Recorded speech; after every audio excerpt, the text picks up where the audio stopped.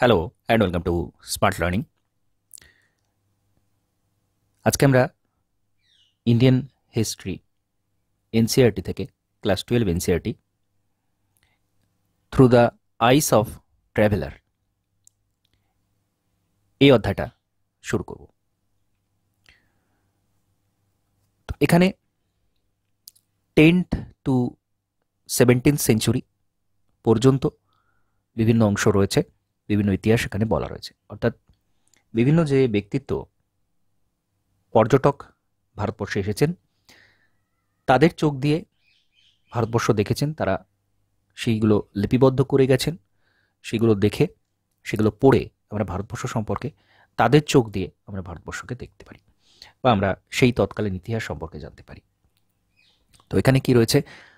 women and men have traveled in search of work to escape from natural disaster as a trader, merchant, soldier, priest, pilgrim or driven by a sense of adventure. তো মানুষ নানান কারণে এক জায়গা থেকে অন্য জায়গায় shift করে।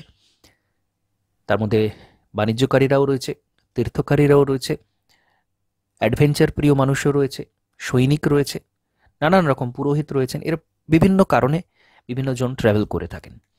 Those who visit or come to stay in a new land invariably encounter a world that is different in terms of the landscape of physical environment as well as customs, languages, beliefs and practice of people. Many of them try to adapt to these differences. Others, somewhat exceptional, note them carefully in account, generally regarding what they find unusual or remarkable. Unfortunately, we have practically no account of travel left by women, though we know that they traveled. তো মহিলাদের ক্ষেত্রে আমরা particularly বলতে পারি না যে ইনি traveller ছিলেন, এরকম কোনো তথ্য নেই, কিন্তু তারা যে ছিলেন সে বিষয়ে কিন্তু নিঃসন্দেহ। The account that survive are often varied in terms of their subject matter. Some deal with affair of the court, while others are mainly focused on religious issue or architectural features and monuments. For example, one of the most important description of the city of Vijayanagar in the 15th century come from Abdur Razzaq Samarkandi, a diplomat who come visiting from Heart. তো বিজয়নগর সম্পর্কে আমরা জানি। তো সেখানে 15th সেঞ্চুরিতে Abdur Razzak সামারকান্দি তিনি ভারতে এসেছিলেন এবং বিজয়নগর সম্পর্কে তিনি লিখে গিয়েছিলেন। এটা একটা গুরুত্বপূর্ণ ইনফরমেশন, এমসিকিউ তৈরি হতে পারে। Vijayanagar, Abdur Razzaq. In a few cases, traveler did not go to distant land. For example, in Mughal Empire, administrator sometimes travel with the empire and record their observation. Mughal empire যারা রয়েছেন, যারা ছিলেন, তারা এম্পায়ারের মধ্যেই ট্রাভেল করতেন, তারা বাইরে খুব একটা যেতেন না। Some of their are interested in looking at popular custom and the folklore and tradition of their own land. তারা নিজস্ব এলাকাতেই সেখানে কী ধরনের মানুষ থাকে বা তারা তাদের কি ঐতিহ্য রয়েছে, তাদের কি প্রথা রয়েছে, সেগুলো সম্পর্কে তারা চর্চা করেছেন।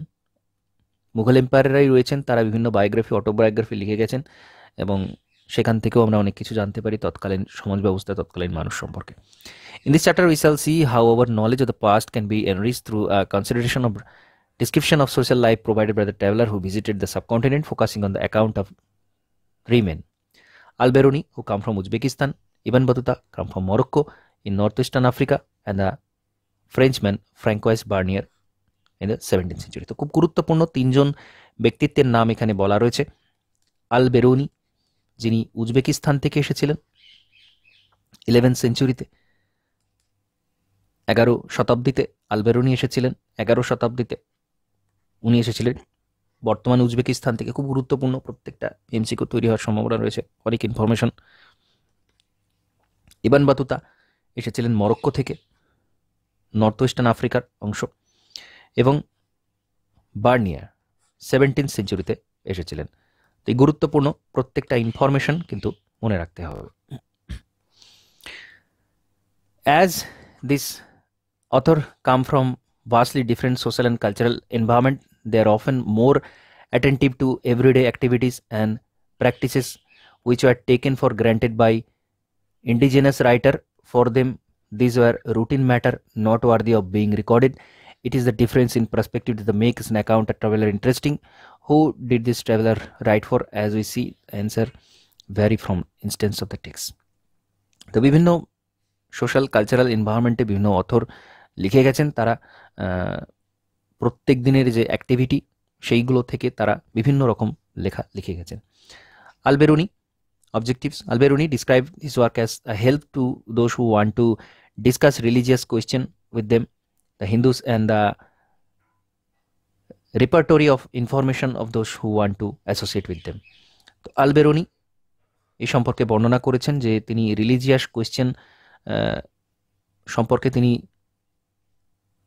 কৌতূহলী ছিলেন এবং সেই জায়গা থেকে তার উদ্দেশ্য ছিল সেই জায়গাটা সেই লেখাগুলো আনা। তার মধ্যে বিভিন্ন রিলিজিয়াস ম্যাটার থাকবে তার লেখার মধ্যে, এটা এখান থেকে বোঝা যাচ্ছে। তো আলবেরুনি কিতাবুল হিন্দ লিখেছিলেন উনি।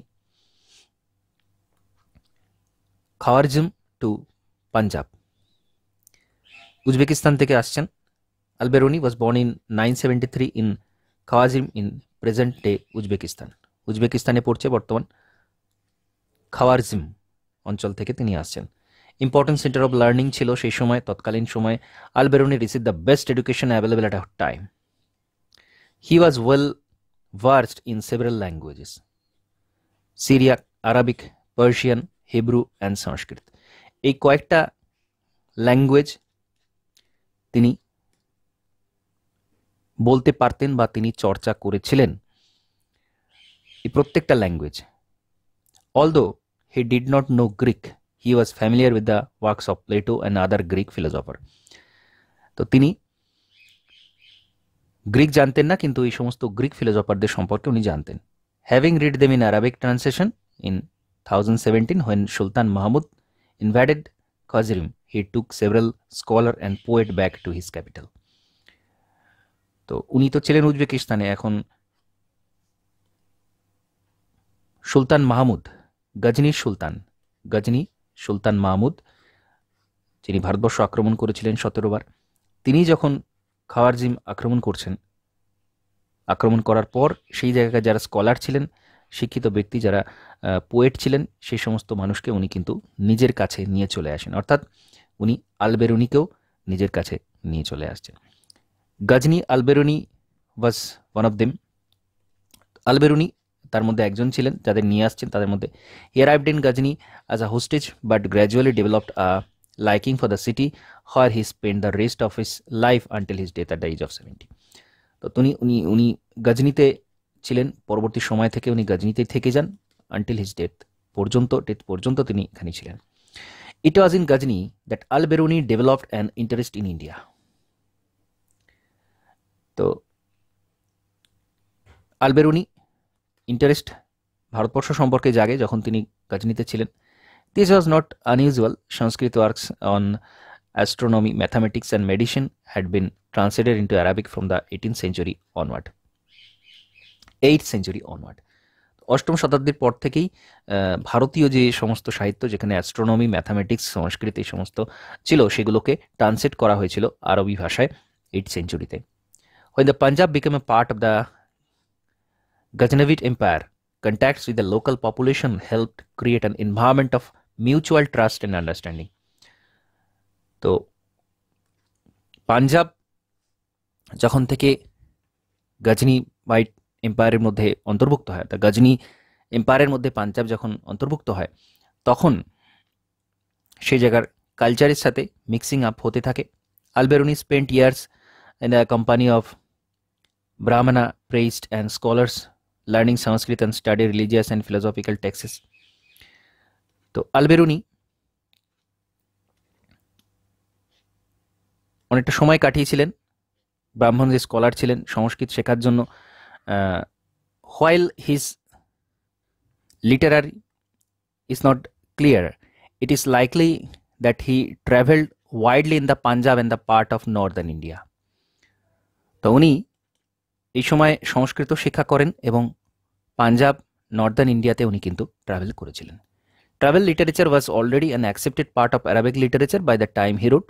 তো সেই সময়তে এই ট্রাভেল লিটারেচার, যারা ভ্রমণ কাহিনী লিখতেন, সেটাও একটা সাহিত্যের অংশ ছিল।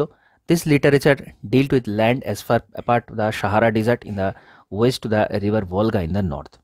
তো এইটা পুরো যে বর্ণনাটা ছিল সেটা ইউরোপের ভলগা রিভার এবং সাহারা ডিজার্ট এই পুরো এরিয়াটাতে পর্যন্ত কিন্তু বিস্তৃত ছিল ওই লেখাগুলো, ওই জায়গাকারও লেখা কিন্তু ছিল।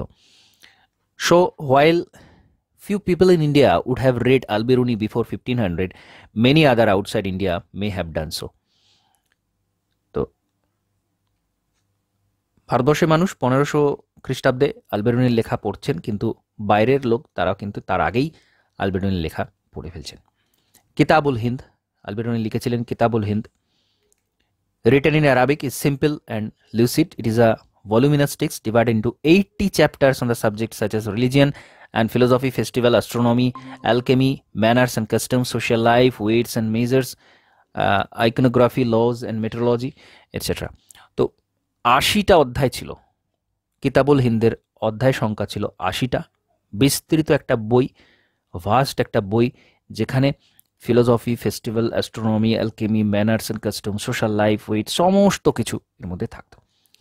Generally Alberuni adopted a distinctive structure in each chapter, beginning with a question, following this up with a description based on Sanskrit tradition, and concluding with a comparison with other culture. Some present-day scholars have argued that this almost geometric structure, remarkable for this precision and predictability, owed much to this mathematical orientation. তো প্রত্যেকটা চ্যাপ্টারে question দিয়ে শুরু হতো অধ্যায়, এবং অর্থাৎ এই যে একটা স্ট্রাকচার ছিল, এই স্ট্রাকচারটা কিন্তু তিনি মেনটেন করতেন প্রত্যেক জায়গাতেই। সংস্কৃত ট্র্যাডিশনের ডেসক্রিপশান ছিল, কনক্লুড হচ্ছে অন্য কালচার সংক্রান্ত বিষয় দিয়ে, শেষ হচ্ছে তার লেখাটা। তো গুরুত্বপূর্ণ ছিল। Alberuni, who wrote in Arabic, probably intended his work for peoples living along the frontier of the subcontinent. তো আরবিকেই তিনি লিখেছিলেন এটা, এবং আশপাশের অঞ্চলে এটা ছড়িয়ে দিতে পেরেছিলেন। He was a familiar with translation and adaptation of Sanskrit, Pali and Prakrit text into Arabic. তো উনি সংস্কৃত লেখা, পালি এবং প্রাকৃতে লেখা, অর্থাৎ বুদ্ধিস্ট, জৈনিজমের যে টেক্সটগুলো ছিল সেগুলো উনি আরবিকে ট্রান্সলেট করেছিলেন। This range from fables to works on astronomy and medicine. Astronomy, মেডিসিনের উপর যে লেখাগুলো ছিল উনি ট্রান্সলেট করেছিলেন আরবিক ভাষায়।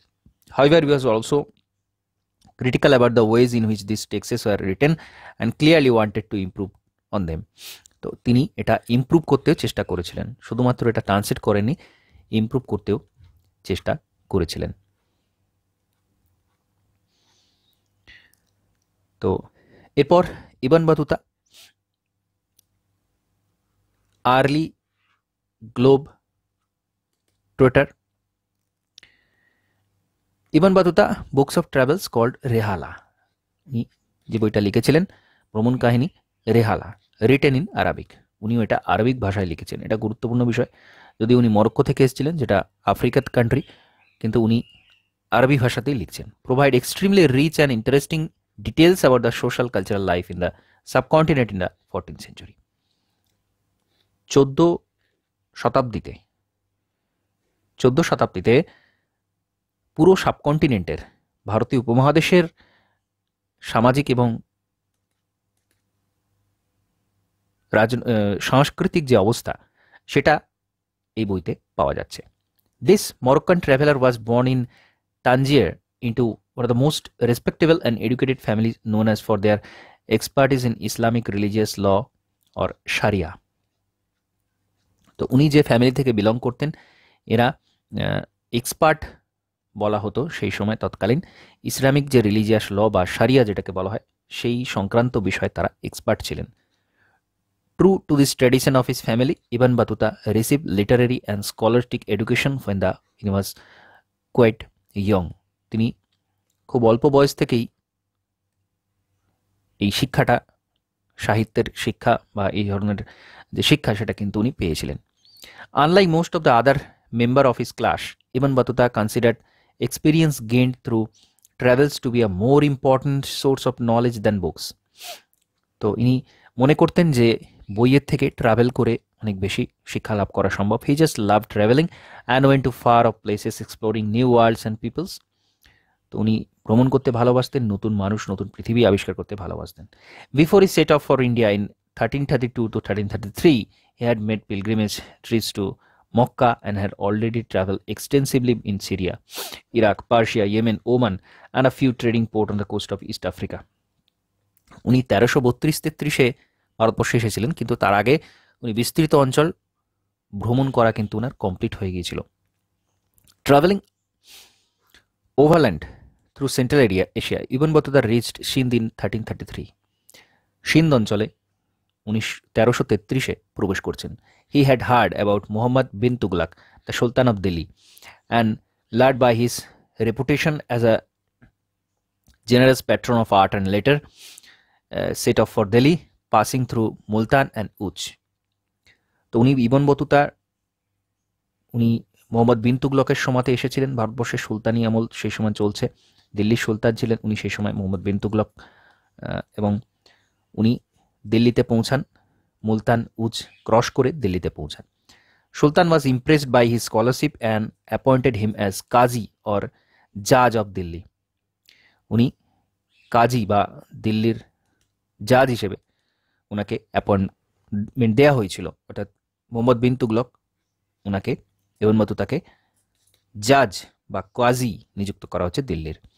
হি remained in that position for several year until he fall out of favour and was thrown into Persian prison. ওনাকে জেলে ভরে দেওয়া হয়েছিল একটা সময়। Once the misunderstanding between him and the Sultan was cleared, he was restored to imperial service and was ordered in 1342 to proceed to China as a Sultan's envoy to the Mughal ruler. Mongol ruler. তো পরবর্তীকালে মিসআন্ডারস্ট্যান্ডিংটা চলে যাওয়ার পর ওনাকে মুক্তি দেওয়া হয় এবং 1342-এ ওনাকে পাঠানো হচ্ছে চীনে। চীনে মঙ্গল রুলার সেই সময় চলছে, ওনাকে চীনে পাঠানো হচ্ছে সুলতানের দূত হিসেবে, ওনাকে চীনেও পাঠানো হয়েছিল। With the new assignment, Ibn Battuta proceed to the Malabar coast through central India. From Malabar he went to the Maldives, where he stayed for 18 months as a qazi, but eventually decided to proceed to Sri Lanka. He then went back once more to the Malabar coast and the Maldives, and before resuming his mission to China, visited Bengal and Assam as well. তো এর মধ্যে উনি Malabar coast থেকে শুরু করে মালদ্বীপও যাচ্ছেন, শ্রীলঙ্কা যাচ্ছেন, এবং পশ্চিমবঙ্গ, আসাম বেঙ্গল যে রিজিয়ন, তৎকালীন সময় বাংলা, আসাম উনি ভিজিট করেছিলেন। He took a ship to Sumatra and from there another ship from Chinese port town of Zaitun, now known as Quanzhou. তো সেই সময় উনি সুমাত্রা হয়ে চীনে পৌঁছান, জাইতুন বা কোয়াংঝাও এলাকাতে। হি travel extensively in China, going far as Beijing, but did not stay for long, deciding to return home in 1347. His account is often compared with that of Marco Polo, who visited China and also India from his home base in Venice in the late 13th century. তো উনি চায়নাতে গিয়েছিলেন কিন্তু খুব বেশি দিন থাকেননি। 1347-এ উনি বাড়ি ফিরেছিলেন। তো তার যে লেখা, তার সাথে মার্কো পোলো লেখার তুলনা করা হয়, কারণ মার্কো পোলো ভারত এবং চীন ভিজিট করেছিলেন। Ibn Battuta meticulously recorded his observation about new culture, people, beliefs, values, etc. We need to bear in mind that his globe-trotter was traveling in the 14th century, when it was much more arduous and hazardous to travel than it is today. তো তৎকালীন সময় travel করা কিন্তু এত easy ছিল না বর্তমান সময়ের মতো। According to Ibn Battuta, it took 40 days to travel from Multan to Delhi. Multan থেকে দিল্লি আসার জন্য 40 দিন সময় লেগেছিল, and about 50 days from Sindh to Delhi. Sindh থেকে, অর্থাৎ সিন্ধু অঞ্চল থেকে দিল্লি পৌঁছাতে 50 দিন সময় লেগেছিল। The distance from Daulatabad to Delhi was covered in 40 days, while that from Gwalior to Delhi took 10 days. তো এই যে বহুদিন সময় লাগতো, পথ দুর্গম ছিল, বিভিন্ন রকম সমস্যা থাকতো, তো সেইগুলো এখানে বলা হয়েছে। The lonely traveller. ইবন বতুতাকে বলা হচ্ছে the lonely traveller. Robbers were not the only hazard long journey. ডাকাতরাও কিন্তু আক্রমণ করতো, কিন্তু সেটাই শুধুমাত্র একমাত্র সমস্যা ছিল না। The traveller could feel homesick or fall ill. তারা অসুস্থ হয়ে যেত। Here is an excerpt from the Rihla. রেহালার কি বর্ণনা রয়েছে? I was attacked by the fever and I actually tied myself on the saddle with a turban cloth in case I should fall off by reason of my weakness. So at last we reached the town of Tunis and the town folk come out and welcome the sick and the son of Qazi. On all sides they come forward with the greeting and question to one another, but not a soul said a word of greeting me, since there was none of them I know. I felt so sad that heart on account of my loneliness that I could not restrain the tears that stayed on my eyes and wept bitterly. But one of the pilgrims, realizing the cause of my distress, come up to me with a greeting. তো বিভিন্ন যে সমস্যার সম্মুখীন হতে হয়েছিল সেই সম্পর্কে এখানে বলা রয়েছে। তো লোনলি ট্রাভেলার বলা হচ্ছে, অর্থাৎ কতটা সমস্যার সম্মুখীন হতে হতো সেই সময় ট্রাভেলারদের, সেটা উনি রেহালাতে বর্ণনা করে গেছেন। এখানে ইবন বতুতা কোথায় কোথায় ভিজিট করেছিলেন এখানে সেই জায়গাগুলো দেয়া রয়েছে। এগুলো গুরুত্বপূর্ণ নয়, এগুলো যারা ক্লাস 11-12 এনসিআরটি পড়ে তাদের এক্সামে ম্যাপ পয়েন্টিং আসে, ইউজ করা যেতে পারে। যাদের হিস্ট্রি অপশনাল রয়েছে তারা এগুলো কিন্তু ইউজ করতেই পারে।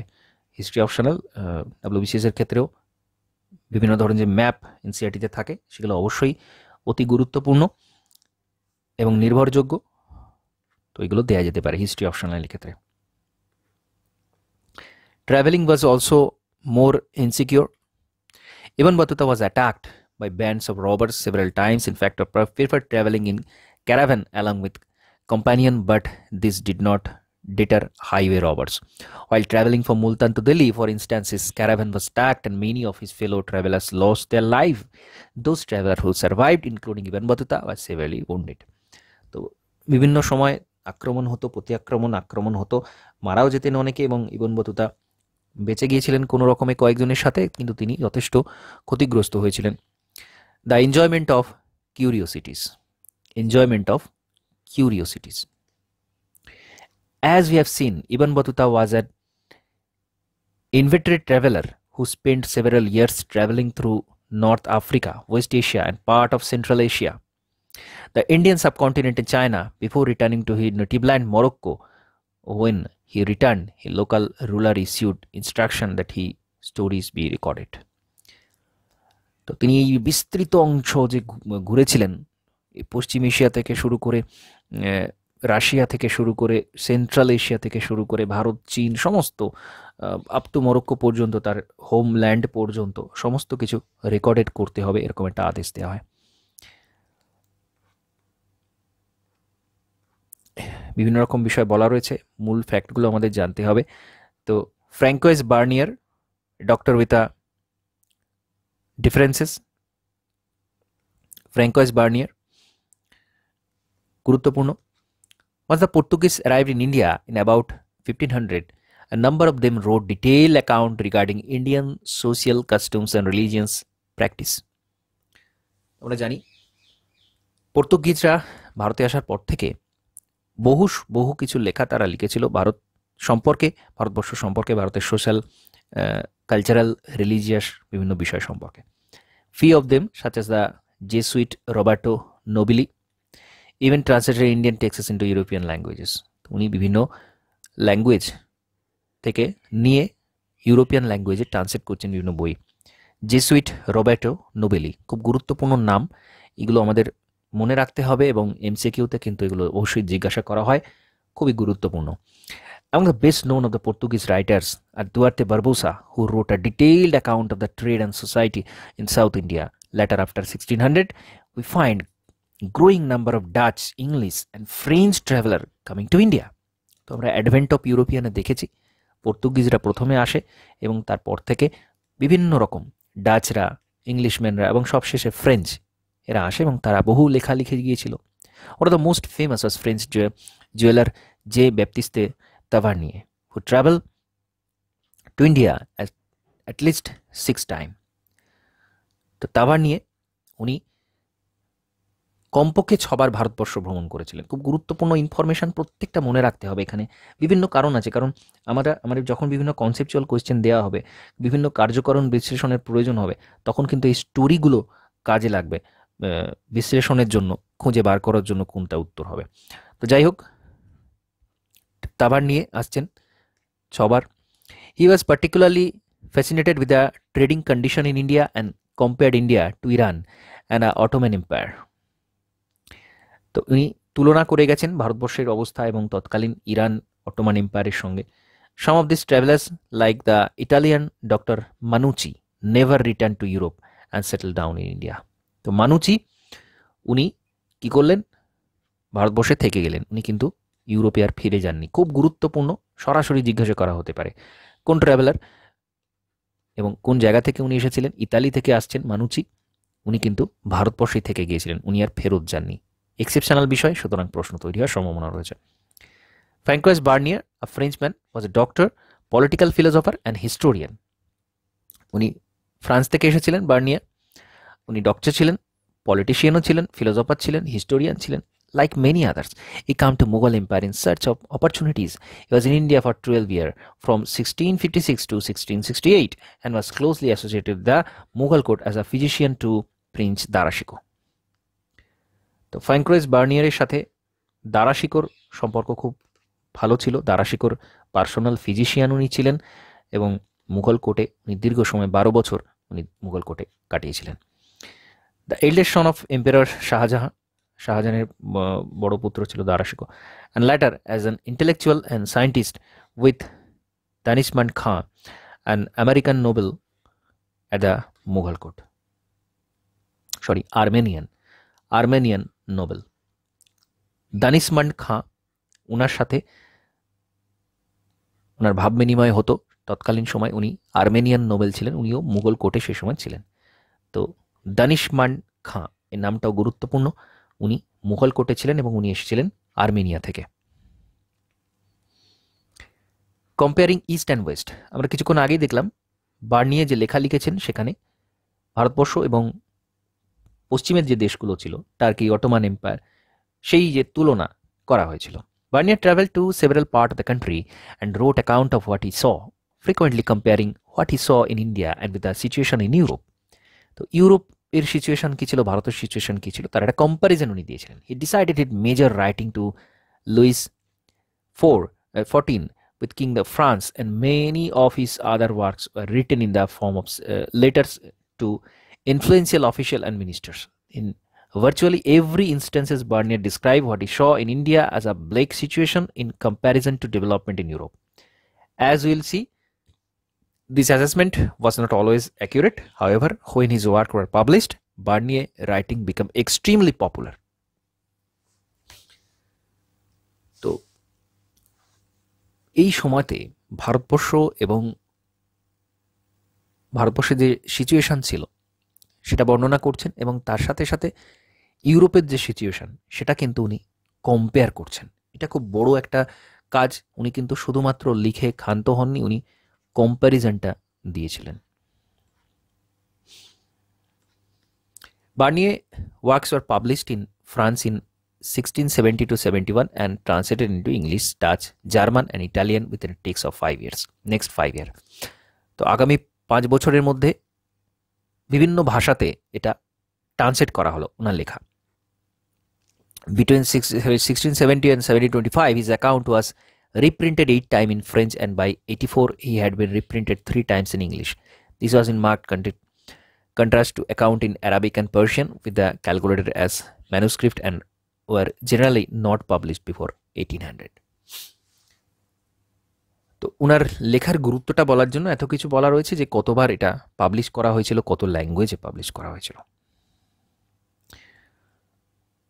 Making sense of an alien world Alberuni and the Sanskrit tradition. তো এখানে আরও ইন ডিটেলসে বলা রয়েছে, এটা আমরা পরের দিন দেখব। তো এই থিমস অফ ইন্ডিয়ান হিস্ট্রি, এটা যদিও পার্ট 2, এটা শুরু করলাম কারণ অ্যানসিয়েন্টের সাথে সাথে মিডিয়েভাল পোর্শনগুলো আমাদের একই সাথে কভার করতে হবে। তো খুব গুরুত্বপূর্ণ, আজকে আমরা তিনজন ট্রাভেলার সম্পর্কে জানলাম, ইন ডিটেলসে জানলাম, খুবই প্রয়োজনীয়। তিনটে থেকে কিন্তু প্রচুর এমসিকিউ তৈরি হওয়ার জায়গা রয়েছে, এবং বিশেষ করে মেন্সের ক্ষেত্রে যেগুলো দেয়া হবে বা ইউপিএসসি প্রিলিমসের ক্ষেত্রেও এখানে কিন্তু আমাদের এগুলো বিচার করতে হবে বা এগুলো কনসেপচুয়ালি বুঝতে হবে, তবে কিন্তু কোয়েশ্চেনের উত্তর করা সম্ভব হবে। তো খুবই গুরুত্বপূর্ণ এই পোর্শনটা। আজকে আমি এখানে কমপ্লিট করব। কিছু প্রশ্ন থাকলে, কিছু জিজ্ঞাসা থাকলে জিজ্ঞাসা করতে বলবো, কারণ অত্যন্ত গুরুত্বপূর্ণ একটা অধ্যায়। Through the eyes of the traveller সম্পর্কে প্রশ্ন প্রচুর এসে থাকে। কে কোন জায়গা থেকে এসেছিলেন সেটা তো থাকেই, সেখান থেকে তাদের টেক্সট থেকে আমরা কি জানতে পারি ইন ডিটেলসে, বিষয়গুলো আমাদের জেনে রাখা অবশ্যই প্রয়োজন।